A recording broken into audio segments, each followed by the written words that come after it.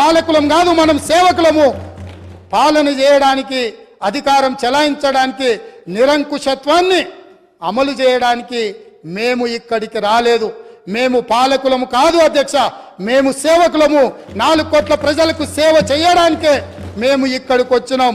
మీరు ఏ న్యాయబద్ధమైన సలహాలు సూచనలు ఇచ్చినా తప్పకుండా అనుమతిస్తాం.